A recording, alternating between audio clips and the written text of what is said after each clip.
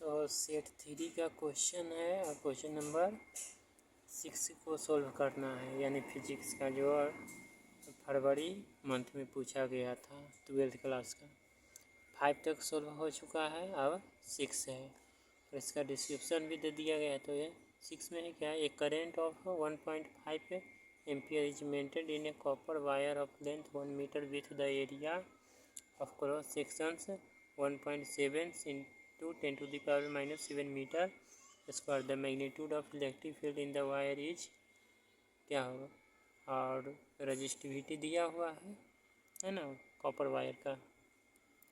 तो magnitude of electric field निकालना है। तो मैग्नीट्यूड ऑफ इलेक्ट्रिक फील्ड क्या होता है वह, तो सबसे पहले क्वेश्चन में क्या क्या दिया हुआ है वह ये आसानी से हमें पहले लिख देना है समझकर। तो क्वेश्चन में दिया हुआ है करेंट, यानी करेंट का वैल्यू कितना है 1.5 है। तो लिख देंगे क्वेश्चन 6 को जो सोल्व करेंगे वह।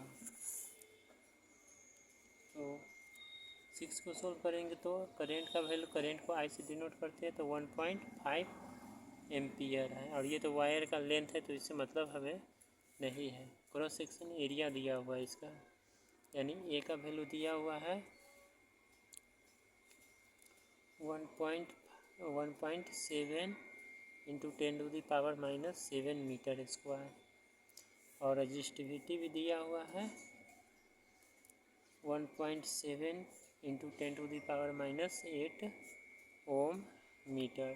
तो इस कंडीशन में जानते हैं जो करेंट जो निकालना होगा, ये इलेक्ट्रिक फील्ड निकालना होगा, तो होता है इलेक्ट्रिक फील्ड इक्वल टू होता है resistivity into density, current density, और रजिस्टिविटी इंटू करेंट डेंसिटी का वैल्यू होता है current upon cross section area A. अब यहाँ पर जैसे जैसे दिया हुआ है वैसे वैल्यू पुट कर देंगे। तो ई इक्वल टू रजिस्टिविटी का वैल्यू है 1.7 into 10 to the power minus 8 ohm metre है, और करेंट है 1.5 है, और फिर है cross section area 1.7 into 10 to the power minus 7।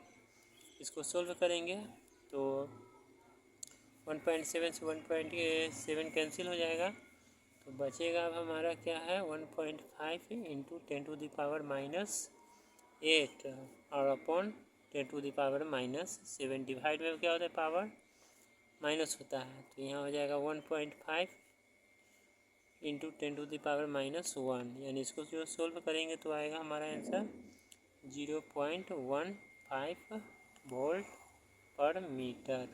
तो ऑप्शन में दिया हुआ है 0.15 वोल्ट पर मीटर, तो यही आंसर हो जाएगा, यानी 6 का जो आंसर होगा सेट 3 का वह ए हो जाएगा।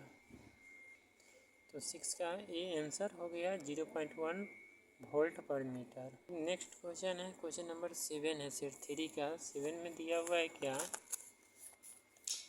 A light from a small object in air falls on a spherical, तो स्फेरिकल ग्लास सरफेस, और ग्लास सरफेस का रिफ्लेक्टिव इंडेक्स का वैल्यू दिया हुआ है, रेडियस ऑफ कर्वेचर दिया हुआ है कैपिटल आर है, और real image of the object will be formed if the object distance u is related to are.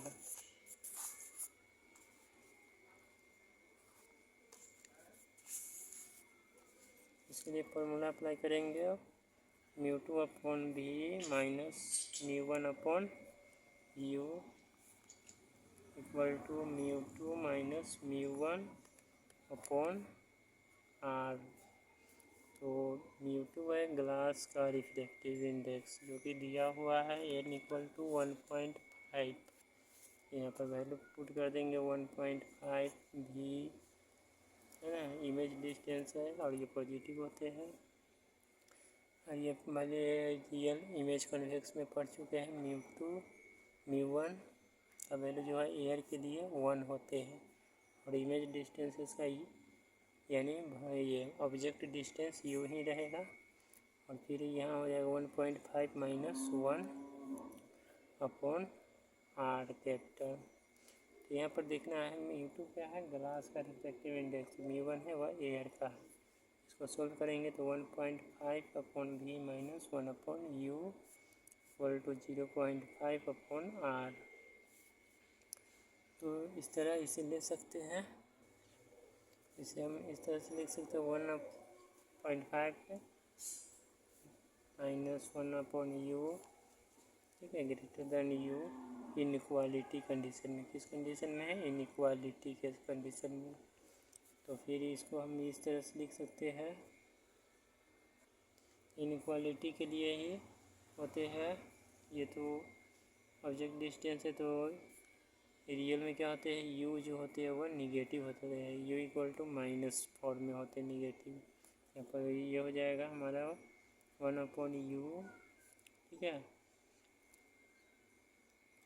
और 0 यानी ग्रेटर देन 0.5 अपॉन आर, या म्यू ग्रेटर देन 2r। यानी इसको जो सोल्व करेंगे तो ये पॉइंट हटेगा, नीचे 0 कटेगा 2, यही 2r हो गया। तो यही हमारा आंसर है, जो कि ऑप्शन नंबर डी है। तो ये डी ऑप्शन हो जाएगा। जिसने भी डी में टिक लगाया होगा उनका 100% सही है। तो सब क्वेश्चन जो भी पूछा जाता रहा है वह मेन फार्मूला पे ही है। क्वेश्चन नंबर 8 है, the ratio of potential energy to kinetic energy of an electron is NTH orbit of Bohr's models of hydrogen atom. यानी बोर्स मॉडल हाइड्रोजन एटम के लिए बताना है रेशियो ऑफ पोटेंशियल एनर्जी। यानी 8 का जो क्वेश्चन सॉल्व करेंगे तो potential energy upon kinetic energy का रेशियो बता रहा है।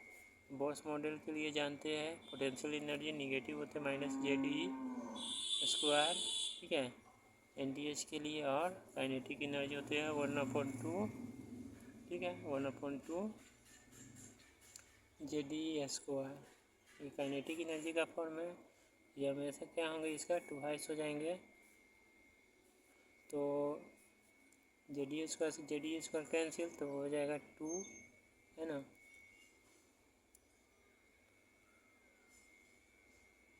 (2/1) माइनस माइनस कैंसिल।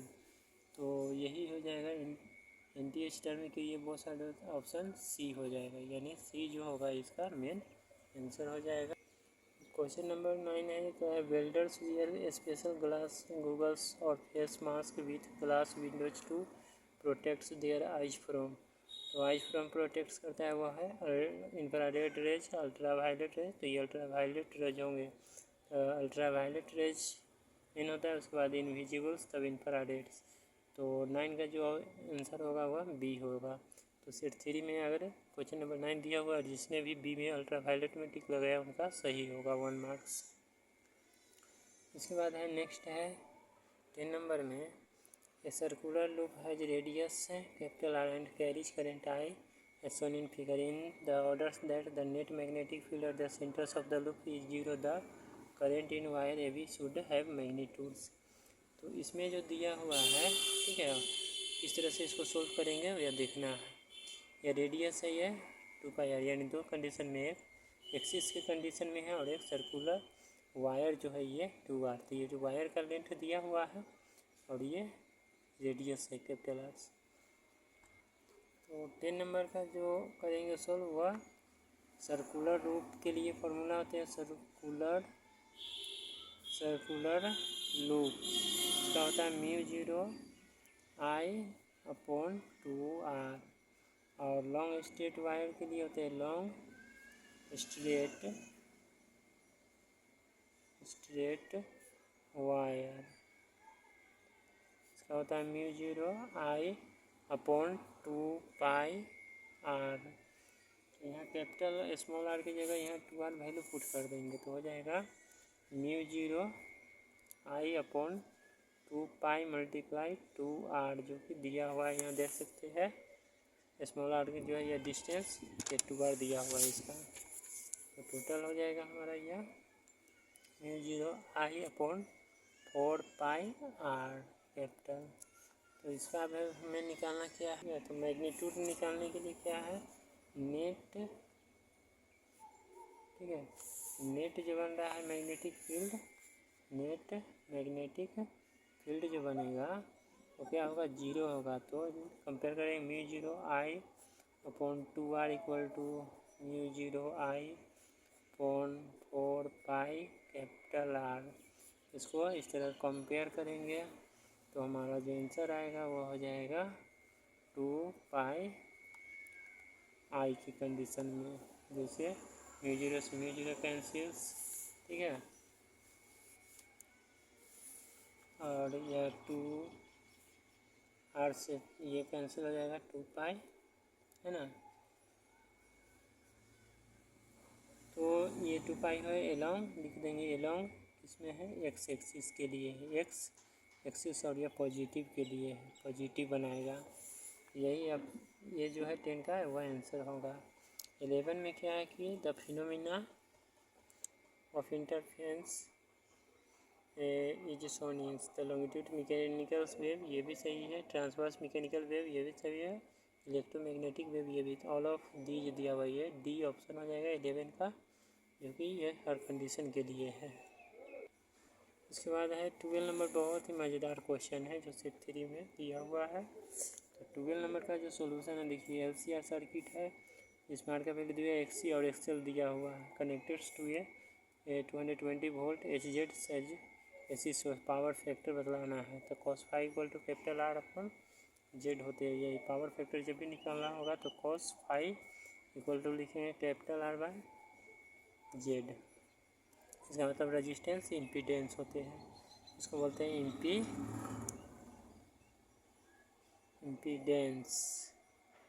इम्पीडेंस नहीं है तो सबसे पहले क्या करेंगे, Z इक्वल टू होते हैं formula √R² plus XL minus XC का स्क्वायर। तो इस पर रख देंगे, Z का वैल्यू निकल जाएगा, तो Z का वैल्यू जो निकलेगा √3 का स्क्वायर प्लस 8 माइनस 4, तो हो जाएगा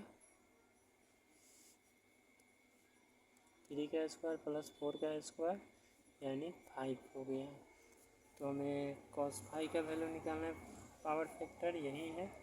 R का वैल्यू दिया हुआ है 3 ओम और Z निकला है 5 यानी 0.60।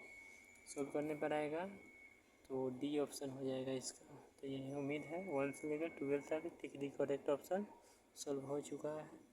तो जिसने भी ये इस मेथड पे बनाए होंगे उनका उम्मीद है फिजिक्स का सही आंसर आया होगा।